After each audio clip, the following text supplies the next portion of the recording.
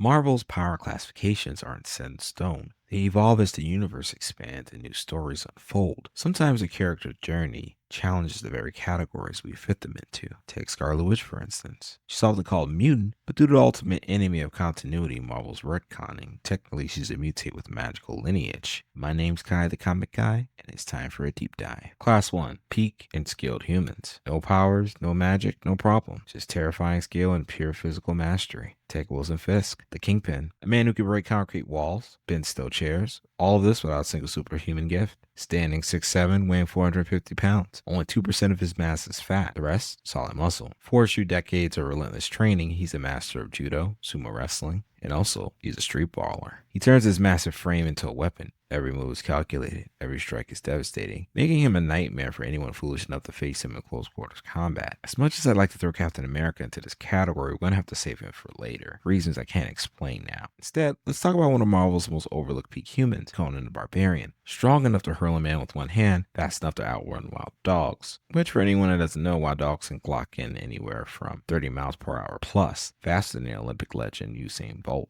whose record is 27.33 miles per hour. Whether it's tackling a dinosaur, killing a wolf with spare teeth, or as a teenager single-handedly defeating militias, Conan makes the impossible look easy through sheer will and skill, though it certainly helps being an abnormally strong Chimerian. Even heroes like Hawkeye belong in the peak human conversation for their skill alone, despite lacking overwhelming strength. So why does this power class matter? Well, because it grounds the universe. It proves that even without superpowers, these characters can give anyone a business. Kingpin himself has beaten Daredevil multiple times, taken down Red Skull, and nearly defeated Captain America. So if peak humans can go toe-to-toe with a superpowered opponent, what happens when someone who wasn't born with powers but acquired them later? That's where the Mutate classification comes in.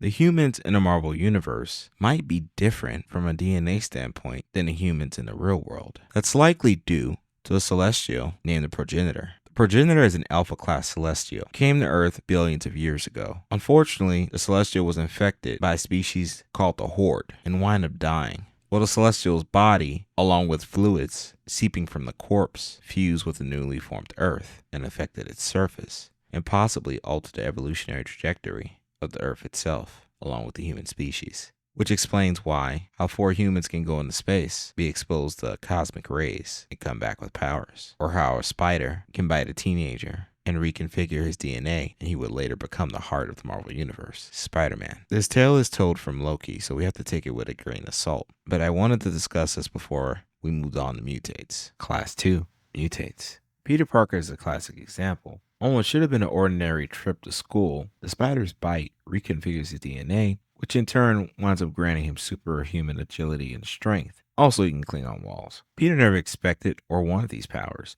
They were forced upon him by an event completely outside of his control. This theme of external transformation defines Mutates across the Marvel Universe. Bruce Banner's story is marked by catastrophe. Exposure to gamma radiation during a failed experiment. The result is not just a new set of abilities, but a total upheaval of his life. Banner's transformation to the Hulk is violent, unpredictable, and kind of traumatic. He didn't seek out this power, he certainly didn't want it at the cost it came with. The event made him a mutate, and also left him with a burden he could never fully escape, the Hulk. Matt Murdock's radioactive accident didn't make him stronger, but it did make him sharper, blinded, yet gifted with heightened senses beyond human limits. Daredevil can hear a heartbeat through the walls. He can smell and identify individuals, and see his surroundings through a radar-like perception. Combined with years of martial arts, along with some mastery of other combats, these abilities make him a nightmare for criminals, even without super strength. Not all mutates are a result of accidents. Steve Rogers, also known as Captain America, willingly underwent transformations through the Super Soldier Serum program. His story is different in that he chooses to embrace the unknown, stepping into an experiment that elevates him from a frail recruit to the pinnacle of human conditioning and ability. But even for Rogers, that process is irreversible. The serum permanently alters his body, and expectations come with his new role. He's a symbol of hope, leadership, and sacrifice, and those weigh as much as those physical changes. The outcome is the same, a new identity shaped by forces beyond what anyone could predict. Mutates must suddenly adjust to the powers they never anticipated. Their narratives are about coping with shock of the transformation and learning to live with the unintended consequences and finding purposes in a reality that they never chose. In Marvel, technology isn't just a tool, it could be the ultimate equalizer. Where mutants are born with gifts and mystics barter for power, technologists build their might from scratch.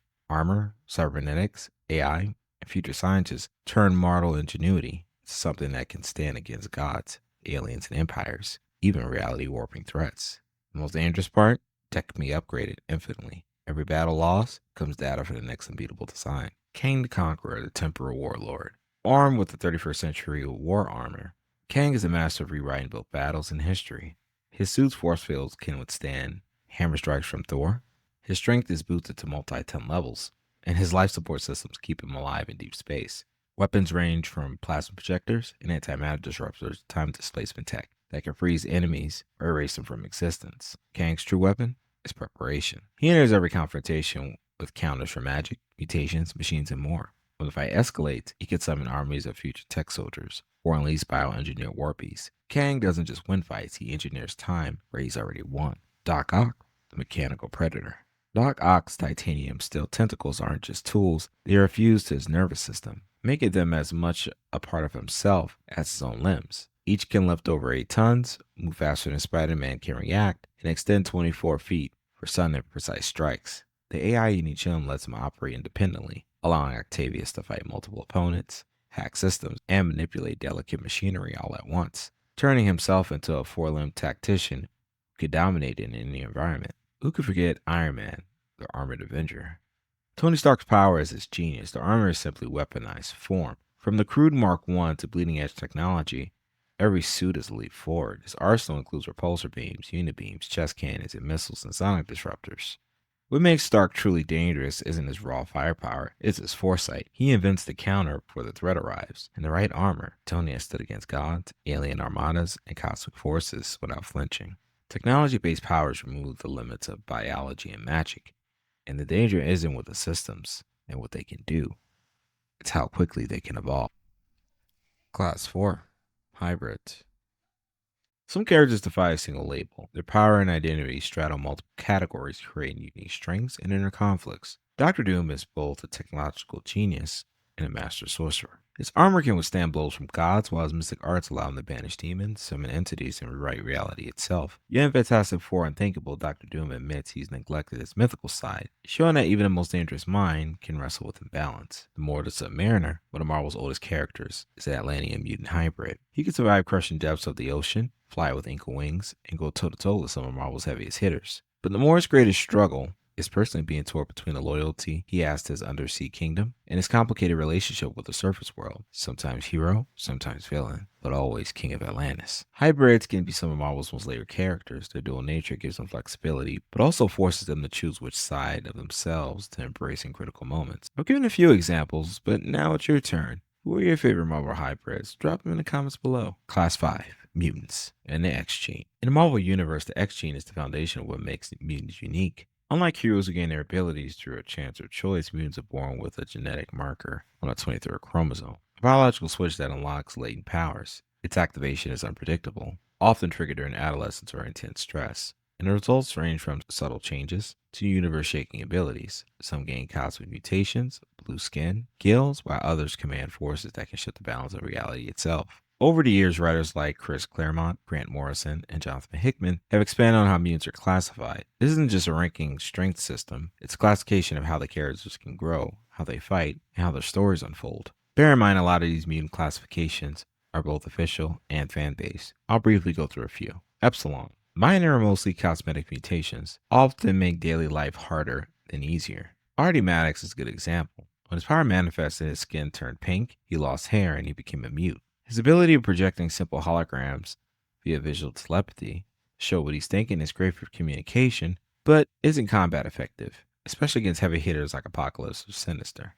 Delta level. Delta level mutants often blend in with humans, much like alpha and beta level mutants, but their powers are either not fully under control or visibly expressed. In many cases, they may go years without even realizing they have abilities. Take Domino, for example, whose probability and manipulation works subconsciously.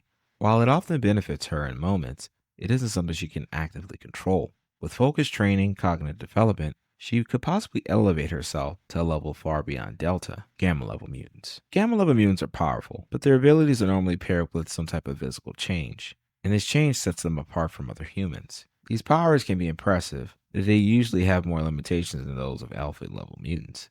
Let's take Nightcrawler for instance. Teleportation ability is incredible, allowing him to cross great distances in a blink of an eye, but it comes with physical traits that mark him instantly: blue skin, a tail, and glowing yellow eyes, and a demon-like appearance. He can't exactly show up to Denny's in order, can he? While these features don't diminish his scale, they affect how the world perceives him. If Nightcrawler's powers evolve, let's say he can teleport entire cities, then his classification would change. Beta level. Beta level mutants appear largely human at first glance. There's always a telltale trait that sets them apart from other humans. Their powers are always live, meaning that they can't fully hide or switch them off, even if they have partial control. Wolverine is a classic beta level example. His healing factor works consistently, repairing damage before it can kill him.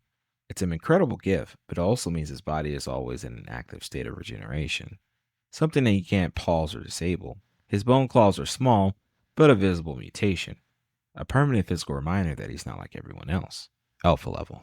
Alpha level mutants have high level abilities, and they mostly have under full control. Some examples would be Cyclops post-training and Professor X's telepathy. Usually achieved through mastery and training, they are able to affect their areas around them on a large scale. Professor X, as an alpha class mutant, might have limited telekinesis, but has vast telepathic abilities, allowing him to read minds, project thoughts, and release astral form, and manipulate those thoughts, control minds, and alter memories. He's an all-around dangerous mutant, but what separates him from a mega class is the fact that he has an upper limit, hence Cerebro. Jonathan Hickman redefined Omega class mutants as those whose dominant power has no defined upper limit, Omega class. Some examples would be Storm, Magneto, Iceman, and Legion. What makes mutants compelling isn't their ranking, it's the narrative. Mutants wrestle with identity from the moment their powers manifest, and they don't necessarily choose the X gene. They're forced to navigate fear, prejudice, and a weight of expectation before they even know who they are or what they want to be. That's why mutant stories resonate. They're about finding acceptance and purpose in a world that may never fully accept you. That sound familiar to anyone? Question: does the X gene also appear in extraterrestrial races in the Marvel Universe? Let me know in the comments. This concludes part 1 of our Marvel Power Classification series. Look out next week for our part 2 release. Thank you for tuning in, guys. And as always, keep your feet on the ground and your eyes on the stars. Excelsior, my fellow nerds. Kai out.